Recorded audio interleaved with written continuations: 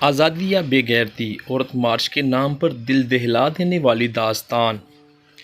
رائمہ عورت مارچ میں پہنچ کر پرجوش انداز میں نعرے لگا رہی تھی، ہمیں والد سے چاہیے آزادی، بھائیوں سے چاہیے آزادی، شوہر سے چاہیے آزادی۔ والد اگلے دن صبح: رائمہ بیٹی مبارک ہو، میں نے عورت مارچ سے متاثر ہو کر آج سے تمہیں آزاد کر دیا ہے، اب تم اپنی مرضی کی مالک ہو۔ والد یہ کہہ کر آفس چلے گئے۔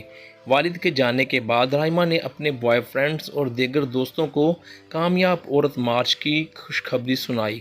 شام میں والد آفس سے واپس آتے ہیں، رائمہ سے مخاطب ہوتے ہیں: رائمہ، تم ابھی تک گھر پہ ہو؟ رائمہ حیرت سے: کیوں ڈیڈ، میں نے کہاں جانا تھا؟ والد سنجیدگی سے: صبح تمہیں کہا تھا نا تم آزاد ہو، چلو شاباش، اپنا سامان پیک کرو اور یہاں سے نکل جاؤ۔ رائمہ: لیکن ڈیڈ، والد بات کاٹتے ہوئے۔ لیکن کچھ نہیں، جو کہہ دیا سو کہہ دیا۔ اب رائمہ کے پاس دو راستے تھے: نمبر 1 گھر سے نکل جائے اور نمبر 2 والد کے قدموں میں گر کر معافی مانگے، شاید معافی مل جائے۔ لیکن رائمہ نے حسن کے غرور میں گھر سے نکلنا مناسب سمجھا اور اپنے بوائے فرینڈ کا نمبر ملایا۔ ہیلو حامد، تم کہاں ہو؟ حامد جان، پریشان لگ رہی ہو، کوئی پرابلم؟ رائمہ: ڈیڈ نے گھر سے نکال دیا ہے، مجھے تمہارے ساتھ رہنا ہے۔ او ڈونٹ وری یار، آ جاؤ، آئی ویٹ یو۔ رائمہ حامد کے ساتھ رہنے لگتی ہے۔ ایک دن حامد کے کہنے پر رائمہ اپنے والد کے پاس جاتی ہے اور کہتی ہے: ڈیڈ، مجھے آپ کی جائیداد میں سے حصہ چاہیے۔ والد: تمہارے عورت مارچ میں وراثت کا ذکر نہیں دیکھا، تقسیم وراثت تو اسلامی حکم ہے، تو تمہیں اس سے کیا غرض؟ سوری، تم یہاں سے جا سکتی ہو۔ چند دنوں بعد رائمہ اور حامد جائیداد کے سلسلے میں عدالت جا پہنچتے ہیں۔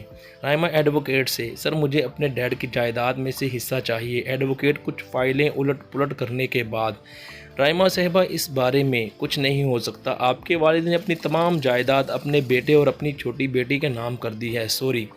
مزید چند دنوں بعد ایک رات حامد ایک دوشیزہ کے ہاتھ میں ہاتھ ڈالے گھر میں داخل ہوتا ہے۔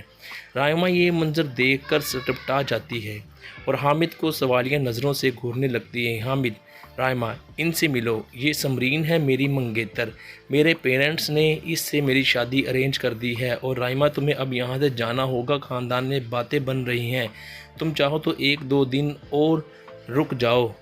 Okay bye. یہ کہتا ہوا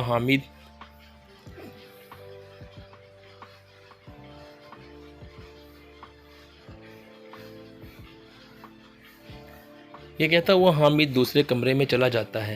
وہ رات رائمہ پر بہت بھاری گزرتی ہے، اسے اپنے بچھڑے رشتہ دار، لٹی عزت کا خیال بہت تڑپاتا ہے۔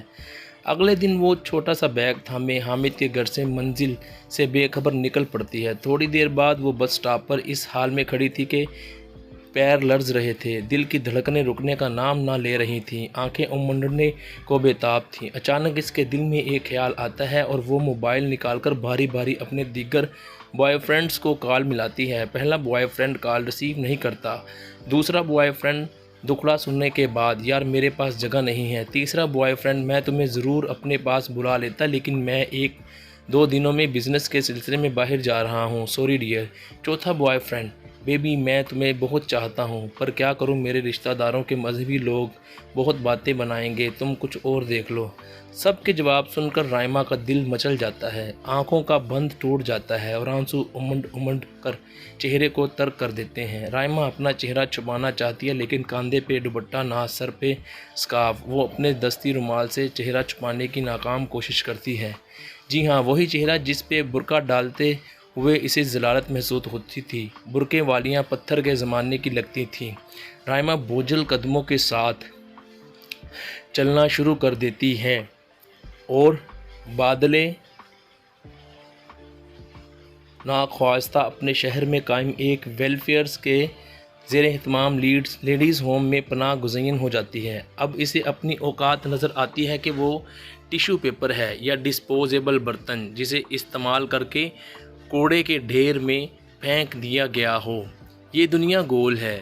رائمہ جس مرد سے آزادی کا نعرہ لگا چکی تھی، آج وہ جس ادارے کے رحم و کرم پر ہے، اس کا مالک بھی مرد، منتظم بھی مرد، اخراجات کے لیے چندہ کرنے والے بھی مرد، چندہ دینے والے بھی مرد اور محافظ بھی مرد۔ جی ہاں، وہی مرد جو باپ، بھائی اور شوہر کے روم میں پسند نہیں تھے۔ یہ ایک فرضی کہانی ہے اور اس میں عقل والوں کے لیے سبق ہے کہ آزادی آزادی، لعنت ایسی آزادی پر جو آپ کو اتنے پیارے مذہب اسلام سے دور کر دے۔ آپ سوچیں، کبھی بھی آپ رنگینیاں دنیا کی دیکھ کر ایسا قدم نہ اٹھائیں کہ جس سے آپ کو اس طرح کی ضلالت پیش آئے۔ اور یہ کہانی آپ کے نظر کرنے کا مقصد ہی یہی تھا کہ زیادہ سے زیادہ لوگ اس کو دیکھیں، پڑھیں اور ان کی آنکھیں کھلیں، اور انہیں پتہ ہونا چاہیے کہ یہ ایک بہت ہی اعزاز کی بات ہے کہ آپ مسلمان ہیں اور دین اسلام آپ کا مذہب ہے، جو کہ تمام تر آپ کی حفاظت کے لیے